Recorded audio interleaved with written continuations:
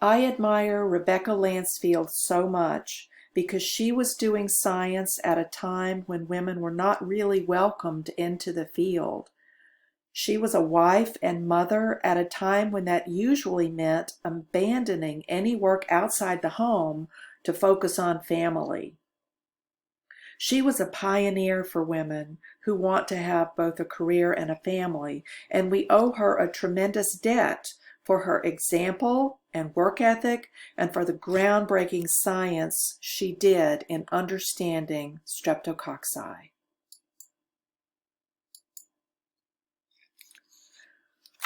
I'm going to call Rebecca Lancefield Mrs. L throughout this discussion because that is what her peers called her.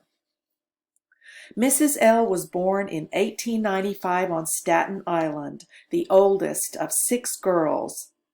And except for a few years when she was away from school or working at a temporary job, she was a lifelong New Yorker. She attended a women's college, Wellesley, and was able to get a master's degree from Columbia, but getting the PhD was more difficult, simply because some colleges did not let women study anything they wanted. They were limited to certain areas. While they allowed her to take doctoral classes at Columbia, she had to do her doctoral research at Rockefeller Institute. She was asked to leave one job as a laboratory technician because the male scientist who was her boss didn't approve of women working. Remember the age when Mrs. L was working. She was born the year Louis Pasteur died, and germ theory was still very much disputed. The whole field of bacteriology was brand new. There were no antibiotics, and terrible diseases such as tuberculosis, scarlet fever, and rheumatic heart fever affected millions worldwide. 1918 was a crucial year for Mrs. L. She graduated with her master's degree, married, and started working at the Rockefeller Institute. When she started working in 1918, she got a lucky break, which is an odd way to describe the influenza epidemic of 1918. She found a job and an institution that valued her, and she never left. The United States was very much behind Europe with respect to healthcare and scientific discoveries. The Rockefeller Institute, which was founded from money that the Rockefellers contributed when one of their grandchildren died of scarlet fever, was one of the first cutting-edge research hospitals where laboratory science was used to help diagnose patients and research diseases. This is the world that welcomed Mrs. L and gave her a working home for the next 60 years of her life. Influenza is one of those viral diseases that quite often leads to a secondary bacterial infection afterwards, and the bacterial infection might actually be the cause of death rather than the flu. Mrs. L was given a job working with lung tissue from these soldiers who had died of the flu, and she was able to isolate and identify streptococcal infections in many of them. Streptococcus is a very common group that colonizes humans and many other warm-blooded animals. You undoubtedly have it in your mouth right now as normal flora.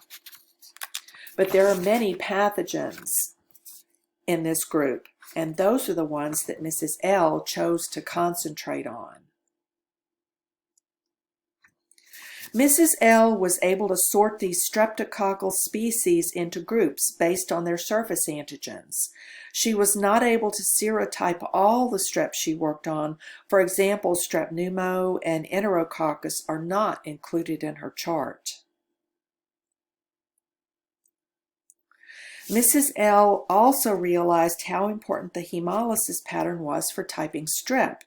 When grown on blood agar, every bacteria can be divided into one of three groups based upon what it does to the blood.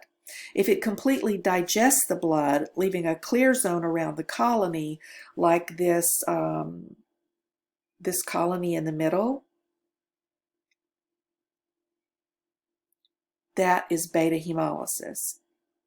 That's where you would find strep pyogenes and strep agalactiae.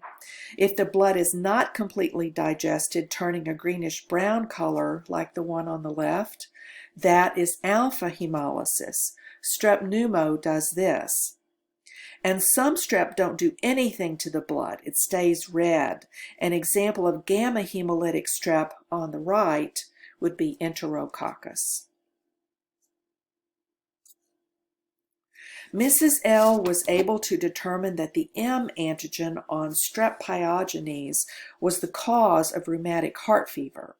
This is a secondary consequence of having an untreated case of strep throat. The antibodies that were attacking the strep start attacking the heart muscle, which has an antigen that looks very much like the M antigen. Now we can give antibiotics to prevent these antibodies from even forming. Another terrible disease that was untreatable in Mrs. L's early career was scarlet fever. This was also caused by strep pyogenes, but only if a special toxin was present.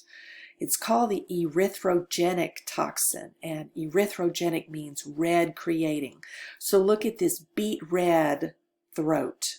That's a good sign that this child might have scarlet fever. Mrs. L worked in her same lab at Rockefeller Institute into her 80s. She was a warm and caring mentor to anyone who wanted to learn about strep and to other women scientists and students. One of her colleagues from the Rockefeller Institute remembered that she never missed a party and she had a killer eggnog recipe, which we will learn about when we study salmonella. The Lancefield chart is definitely something you will want to use throughout the course, so make sure you print it out and keep it in a safe place.